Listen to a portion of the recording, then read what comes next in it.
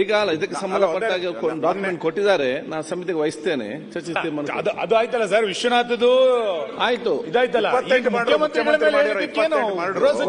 ಕೂತ್ಕೊಂಡಿದ್ದೀರ ಅವರು ಗೃಹ ಸಚಿವರು ಹೇಳ್ತಾರೆ, ನಾನು ಮುಖ್ಯಮಂತ್ರಿ ಮೇಲೆ ಏನು ಹೇಳಿಲ್ಲ. ಸ್ವಲ್ಪ ಹೇಳ್ರಿ, ಉತ್ತರ ನೋಡಿ, ಉತ್ತರ ಕೇಳುದು ನೀವೇ.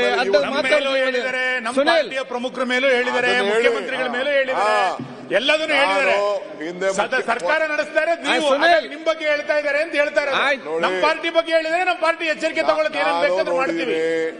ಅವ್ರು ಯಾರು ನೋಡಿದೀನಿ, ಏನು ಸ್ಟೇಟ್ಮೆಂಟ್, ಮುಖ್ಯಮಂತ್ರಿ ಕೊಲೆ ಮಾಡಿದ್ದಾರೆ ಅಂತಾನು ಹೇಳಿದ್ದಾರೆ, ನಾನು ಕೇಳಿದೀನಿ.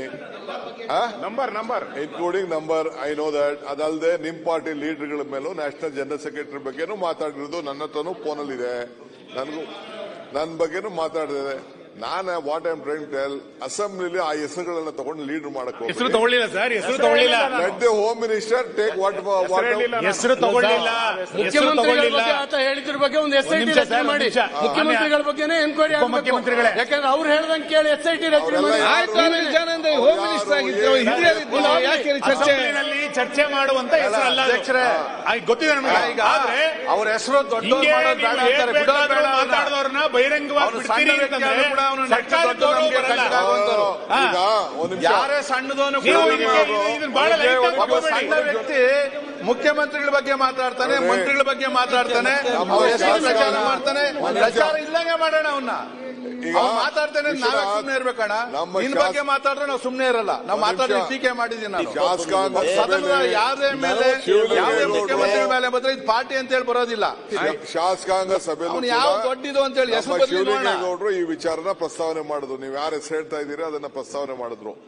ನಾನು ಕಣ್ಣಲ್ಲಿ ಅವ್ರು ಮಾತಾಡಿದಂತ ಸ್ಟೇಟ್ಮೆಂಟ್ ನಾನು ಸಿಎಂಗೆ ಹೇಳಿದೆ. ಸಿಎಂ ನೋಡಿರ್ಲಿಲ್ಲ. I just explain to him, ಈ ತರ ಇದೆ, ಈ ತರ ಮಾಡಿದ್ದಾರೆ, ನಿಮ್ನೆ ಕೊಲಗಾಡಕ ಅಂತ ಹೇಳಿದ್ದಾರೆ, ನಿಮ್ದು ಲೆಕ್ಕ ಇದೆ ಸ್ವಾಮಿ ಇದರಲ್ಲಿ ಅಂತ ಹೇಳಿದೆ. ಅದಕ್ಕೆ ಇಮಿಡಿಯೇಟ್ ಹೋಮ್ ಮಿನಿಸ್ಟರ್ಗೆ ಏನ್ ಡೈರೆಕ್ಷನ್ ಕೊಡ್ಬೇಕು ಅವ್ರು ಕೊಟ್ಟಿದ್ದಾರೆ. ಅದನ್ನ ಈ ಅಸೆಂಬ್ಲಿಲಿ ಚರ್ಚೆ ಮಾಡೋದಿಲ್ಲ. ಬೇರೆ ಅವ್ರ ಕೈಲಿ ಅಧಿಕಾರ ಇದೆ, ಅದಕ್ಕೆ ಅಧಿಕಾರದಲ್ಲಿ ಏನ್ ಮಾಡಬೇಕು ಅದಕ್ಕೆ ಮಾಡ್ಲಿ. ಆ ಭಾಷೆ ಎಲ್ಲ ನಾನು ನೋಡಿದೀನಿ. ಇವತ್ತು ಬೆಳಗ್ಗೆ ಬಿಜೆಪಿ ನ್ಯಾಷನಲ್ ಸೆಕ್ರೆಟರಿ ಬಗ್ಗೆ ಮಾತಾಡಿದ್ದು ನಾನು ನೋಡಿದೀನಿ. ಬಹಳ ನಮಗೂ ಬೇಜಾರಾಯ್ತು. ಅದನ್ನ ನೋಡ್ಬಿಟ್ಟು ನನಗೂ ಕಳಿಸ್ಕೊಟ್ರು ಅದನ್ನೆಲ್ಲ. Though I am not home minister, but still they are sharing lot of information to me like you people. So ಇಲ್ಲಿ definitely I think so home minister will deal with it. ಅಲ್ಲ ಡಿ ಕೆ ಶಿವಕುಮಾರ್ ಅವರೇ, ಬೇರೆ ವಿಚಾರ ಬಂದಾಗ ಸ್ವಲ್ಪ ಖಡಕ್ ಆಗಿ ಜೋರಾಗಿ ಅಂತ ಅಂದ್ರಿ. ಇವಾಗ ಎಲ್ಲಿ ಅದು ಅನ್ಲೇ ಇಲ್ಲಲ್ಲ. ಸಿಎಂ ಮೇಲೆ ಬಂದಾಗ 28 ಕೊಲೆ ಬಂದಾಗ ಒಂದ್ಸರಿ ಹಿಂಗ್ ಅಂದಿದ್ರೆ ನೀವು ಜೋಡಿ ಕರೆಕ್ಟ್ ಅಂತ ಇದ್ರಿ. ಅನಿಸ್ತಾ ಇದೆ ನನಗೆ. ಆಯ್ತು, ಗೃಹ ಸಚಿವರು ಈ ವಿಚಾರದಲ್ಲಿ ನಾವು ಸರ್ಕಾರ ಜೊತೆಯಲ್ಲಿ. ಮಾನ್ಯ ಅಧ್ಯಕ್ಷರೇ, ಇಂಥ ವಿಚಾರಗಳು ಬಂದಾಗ ತಾವು ಬಹಳ ಜೋರಾಗಿ ಮಾತಾಡ್ತೀರಿ. ನಾವು ಸರ್ಕಾರ ಅಷ್ಟೊಂದು ಹೆಲ್ಪ್ಲೆಸ್ ಆಗಿದೆ ಅಂತ ತಿಳ್ಕೊಂಡಿದ್ದೀರಾ ನೀವು? ಅಲ್ಲ, ನನಗೆ ಅರ್ಥ ಆಗ್ತಾ ಇಲ್ಲಪ್ಪ. ನಿಮ್ಗೆ ನನಗೆ ನಿಮಗೆ ಅರ್ಥ ಆಗ್ತಾನೆ ಇಲ್ಲ. ನೀವು ಈ ರೀತಿ ಹೇಳೋದು ನೋಡಿ. 48 ಗಂಟೆ ಆಗಿದೆ ಸ್ಟೇಟ್ಮೆಂಟ್ ಕೊಟ್ಟು. 48 ಗಂಟೆ ಆಗಿದೆ. 48 ಗಂಟೆ 48 ಅವರ್ಸ್. ನೋಡಿ, ನೀವು ಗೃಹ ಸಚಿವರಾಗಿದ್ರಿ, ಕೆಲಸ ಮಾಡಿದ್ರಿ, ಸರ್ಕಾರದಲ್ಲಿ ಬಹಳ ಪ್ರಭಾವಿ ಗೃಹ ಸಚಿವರಾಗಿ ಕೆಲಸ ಮಾಡಿದ್ರಿ. ಅಲ್ಲ, ನಂಬರ್ 1 ಗೃಹ ಸಚಿವರು ಹೆಂಗ್ ಆಕ್ಷನ್ ತಗೋಬೇಕಿತ್ತು? ಆಯ್ತು, ದೇಶದ ನಂಬರ್ 1 ಗೃಹ ಸಚಿವ ಹೆಂಗ್ ತಗೋಬೇಕಿತ್ತು? ವಿತಿನ್ ಮಿನಿಟ್ ಅಲ್ಲಿ ಅದು ಅಪ್ಲೋಡ್ ಆದ ತಕ್ಷಣ ತಗೋಬೇಕಿತ್ತು. ಅವಾಗ ನಿಮ್ಮ ನಂಬರ್ 1 ಅಂತಿದೆ. ಈಗ ಎಷ್ಟು ನಂಬರ್ ಹೇಳ್ಬೇಕು ನಾವು? ಸುನಿಲ್ ಅವರು, ನೀವೇನೇ ಹೇಳಿದ್ರು ನಾನೇನು ಉದ್ವೇಗಕ್ಕೆ ಒಳಗಾಗೋಲ್ಲ, ಆಯ್ತಾ? ಆ ವ್ಯಕ್ತಿಯನ್ನ ದೊಡ್ಡವನ್ ಮಾಡೋದು ಬೇಡ. ಆ ವ್ಯಕ್ತಿ ಮೇಲೆ ಈಗಾಗಲೇ 16 ಕೇಸ್ಗಳಿದ್ದಾವೆ. ನಾವು ಖಂಡಿತವಾಗಿ ಅವನಿಗಾಗಲೇ ಕ್ರಮ ತಗೋಬೇಕು ಅಂತ ಸೂಚನೆ ಕೊಟ್ಟಿದ್ದೇನೆ. ಆದಷ್ಟು ತಕ್ಷಣ ಅವನ ಮೇಲೆ ಕ್ರಮವನ್ನ ತಗೊಳ್ಳೋದಕ್ಕೆ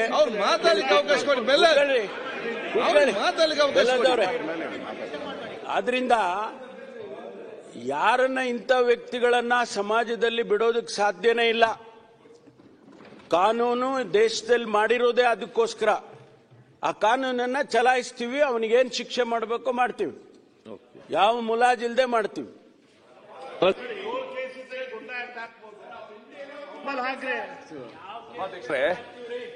ಡಿ ಕೆ ಶಿವಕುಮಾರ್ ಅವರು ಚೆನ್ನಾಗಿ ಗೊತ್ತಿದೆ.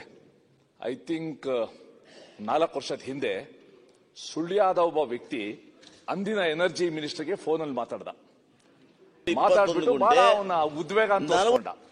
ಮಾರನೇ ದಿವಸ ಪೊಲೀಸ್ ಅವರು ಅವ್ರ ಮನೆಗೆ ಹೋಗಿ ಹೆಂಚು ತೆಗೆದು ಇಳಿದು ಅವನನ್ನ ಅರೆಸ್ಟ್ ಮಾಡಿ ಸುಳ್ಯಾದಲ್ಲಿ. ಆ ಎನರ್ಜಿ ಮಿನಿಸ್ಟರ್ ಅಷ್ಟು ಪವರ್ಫುಲ್. ಅವನು ಮಾಡಿದ ಎನರ್ಜಿ ಮಿನಿಸ್ಟರ್ಗೆ ಫೋನಲ್ಲಿ ಮಾತ್ರ. ಈ ವ್ಯಕ್ತಿ ಎಲ್ಲಾ ಚಾನೆಲ್ಗಳ ಮುಂದೆ ಮುಖ್ಯಮಂತ್ರಿಗಳ ಬಗ್ಗೆ ಈ ವಿಶೇಷಣ ಕೊಟ್ಟು ಇಷ್ಟು ಮರ್ಡರ್ ಮಾಡಿದ್ದಾರೆ, ಕೊಲೆ ಮಾಡಿದ್ದಾರೆ ಎಂದಾಗಲೂ ಕೂಡ ನೀವು ತಕ್ಷಣ ಕ್ರಮ ತಗೊಳ್ಳದೇ ಇದ್ರೆ ಏನು ಸರ್ಕಾರ ಅಷ್ಟು ಹೋಪ್ಲೆಸ್ ಅಂತೂ ಹೆಲ್ಪ್ಲೆಸ್ ಅಂತ ಅನ್ಕೊಂಡಿದ್ದೀರಾ ಅಂತ ನೀವು ಕೇಳಿದ್ರೆ ಹೆಲ್ಪ್ಲೆಸ್ ಅಂತಾನೆ ಅನ್ಕೋಬೇಕು ನಾವು. ಈವನ್ ಆಫ್ಟರ್ 48 hours ಅವರೇ ಏನ್ ಅರ್ಥ ಇದು? ನಾನೀಗ ಕ್ರಮ ತಗೊಳ್ತೀನಿ, ಆಲೆ ಸೂಚನೆ ಕೊಟ್ಟಿದ್ದೀನಿ ಅಂತ ಹೇಳಿದ್ದೀನಿ. ಸುಮ್ಮನೆ ಏನ್ ಕೂತಿಲ್ಲ. ಕ್ರಮ ತಗೊಳ್ಳೋದಕ್ಕೆ ಈಗಾಗಲೇ ಸೂಚನೆಯನ್ನ ಕೊಟ್ಟಿದ್ದೇವೆ ಮಾನ್ಯ ಅಧ್ಯಕ್ಷರೇ. ಕ್ರಮ ತಗೊಳ್ತೀವಿ. ಅಲ್ಲ, ಅವನ ಹೇಳಿಕೆ ಪ್ರಕಾರ ನಿಮ್ SIT ಅಲ್ಲಿ ಎನ್ಕ್ವೈರಿ ನಡೆಯುತ್ತಲ್ಲ, ಅವನ ಗೈಡೆನ್ಸ್ ಪ್ರಕಾರ ನಡೆದಿದೆ. ಅದ್ರ ಬಗ್ಗೆ ಅದೇ ವ್ಯಕ್ತಿ ಮಾಡಿದ್ದಾನೆ.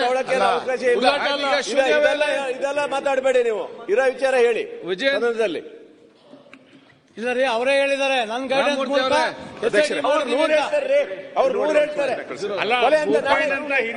ಮಾತಾಡಿದ್ರೆ ಗೋಪಾಲ್ ಕೃಷ್ಣ ನೀವೆಲ್ಲ ಯಾಕೆ ಫಸ್ಟ್ ಕ್ವಶನ್ ಅವರಲ್ಲಿ 1.5 ಗಂಟೆ ಆಗಿದೆ, ಮತ್ತೆ ಎದ್ದು ಮಾತಾಡ್ತೀವಿ. ಬಿಲ್ ಮಾಡಿಸ್ಬೇಕೀಗ.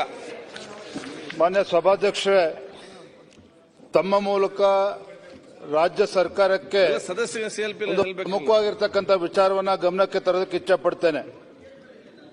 ಇವತ್ತು ನಮ್ಮ ವಿಜಯನಗರ, ಕೊಪ್ಪಳ ಮತ್ತು ರಾಯಚೂರು ಮತ್ತು ಬಳ್ಳಾರಿ ಜಿಲ್ಲೆ ಜೀವನಾಡಿ ಆಗಿರ್ತಕ್ಕಂಥ ತುಂಗಭದ್ರಾ ಜಲಾಶಯ ವಿಚಾರದಲ್ಲಿ ನಮಗೆ ಗೊತ್ತಿದೆ, ಈ ಬಾರಿ ಉತ್ತಮ ಮಳೆ ಆಗಿದ್ರೂ ಸಹ ತುಂಗಭದ್ರಾ ಜಲಾಶಯಕ್ಕೆ ಒಳಹರಿವು ಬರ್ತಾ ಇದ್ರೂ ಕೂಡ ಇವತ್ತು 6 ಕ್ರಸ್ಟ್ ಗೇಟ್ಗಳಲ್ಲಿ ಇವತ್ತೇನು ದೋಷ ಕಾಣ್ತಾ ಇದೆ.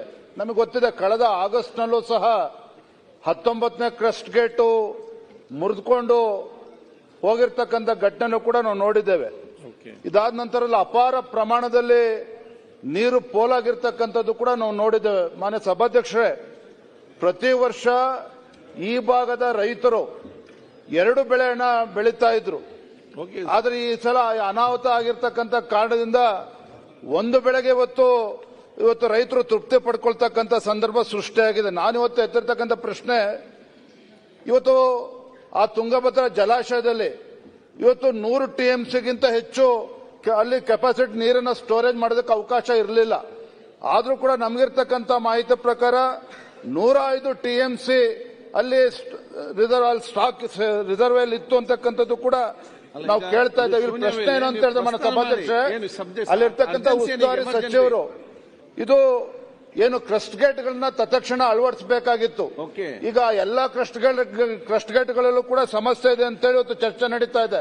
ಆ ಭಾಗದ ಶಾಸಕರಾಗಿರ್ತಕ್ಕಂಥ ಜನಾರ್ದನ್ ರೆಡ್ಡಿ ಅವರು, ಅದೇ ರೀತಿ ನಮ್ಮ ಶಿವರಾಜ್ ಪಾಟೀಲ್ ಅವರು, ದೊಡ್ಡನಗೌಡರು ಎಲ್ಲರೂ ಕೂಡ ಇದನ್ನು ಚರ್ಚೆ ಮಾಡಿದ್ದೇವೆ. ಆ ಭಾಗದ ರೈತರು ಕೂಡ ಇವತ್ತು ಆತಂಕದಲ್ಲಿದ್ದಾರೆ. ರೈತ ಮುಖಂಡರು ಕೂಡ ಬಂದು ಇವತ್ತು ಮನವಿಯನ್ನು ಕೊಟ್ಟಿರ್ತಕ್ಕಂಥ ಸಂದರ್ಭದಲ್ಲಿ ಈ ವಿಚಾರದಲ್ಲಿ ಸರ್ಕಾರ ಏನ್ ಕ್ರಮ ಕೈಗೊಳ್ತಾ ಇದೆ, ಯಾಕೆ ರೈತರು ಆತಂಕದಲ್ಲಿದ್ದಾರೆ, ಈ ವಿಚಾರದಲ್ಲಿ ಸರ್ಕಾರ ಸರಿಯಾದಂತ ಉತ್ತರ ಕೊಡಬೇಕು. ಇನ್ನೊಂದು ಒಂದೇ ವಿಚಾರ ಮಾನ್ಯ ಸಭಾಧ್ಯಕ್ಷ, ಹಿಂದೆ ಬಿಜೆಪಿ ಸರ್ಕಾರ ಇದ್ದಾಗ ಅಲ್ಲಿ ನವಲೆ ಸಮಾಂತರ ವಿಷಯ ಪ್ರಸ್ತಾವನೆ ಮಾಡಿ ಇಷ್ಟೇ ವಿಚಾರ ಮಾನ್ಯ ಸಭಾಧ್ಯಕ್ಷ, ನವಲೆ ಸಮಾನಾಂತರ ಜಲಾಶಯದ ಬಗ್ಗೆನೂ ಕೂಡ ಹಿಂದೆ ಯಡಿಯೂರಪ್ಪ ಮುಖ್ಯಮಂತ್ರಿಗಳಿದ್ದಾಗ ಪ್ರಸ್ತಾಪ ಆಗಿತ್ತು. ಸರ್ಕಾರ ಉತ್ತರ ಕೊಡಬೇಕು ಅಂತ ತಮ್ಮ ಮೂಲಕ ನಾನು ವಿನಂತಿಯನ್ನು ಮಾಡ್ತೇನೆ. ಸರ್ ಮೊನ್ನೆ ಟೆಕ್ನಿಕಲ್ ಸರ್ ಕಮಿಟಿ ಬಗ್ಗೆನೂ ಮಾತಾಡಿದ್ದಾರೆ. ನಮ್ಮ ಉಪಮುಖ್ಯಮಂತ್ರಿ ನೀರಾವರಿ ಮಂತ್ರಿಗಳು ಸಹಿತ ಅದಕ್ಕೆ ಆನ್ಸರ್ ಕೊಡ್ತೀವಿ ಅಂತ ದಯಮಾಡಿ ಅವರಿಂದ ಆನ್ಸರ್ ಕೊಡ್ರಿ ಸರ್. ಇನ್ನೊಂದು 2ನೇ ಸರ್ ದಯಮಾಡಿ ಅವ್ರಿಗೆ ಸಾಹೇಬರಿಗೆ ಉತ್ತರ ಕೊಡಕ್ಕೆ ಹೇಳಿ. ತಾವೇ ಹೇಳಿದ್ರಿ ಸರ್. ನಿಲ್ಲಿ ಉತ್ತರ ಕೊಡ್ತಾರೆ. ಟಿವಿ ವಿಕ್ರಮ, ದೇಶ ನಿಮ್ಮ ಕೈಯಲ್ಲಿ. ಈ ಕಾರ್ಯಕ್ರಮ ನಿಮಗೆ ಇಷ್ಟ ಆಗಿದ್ದಲ್ಲಿ ಲೈಕ್, ಶೇರ್ ಹಾಗೂ ಕಮೆಂಟ್ ಮಾಡಿ. ಟಿವಿ ವಿಕ್ರಮದ ಕಾರ್ಯಕ್ರಮಗಳನ್ನು ನಿರಂತರವಾಗಿ ವೀಕ್ಷಿಸಲು ಸಬ್ಸ್ಕ್ರೈಬ್ ಮಾಡಿ, ಬೆಲ್ ಐಕನ್ ಒತ್ತಿ.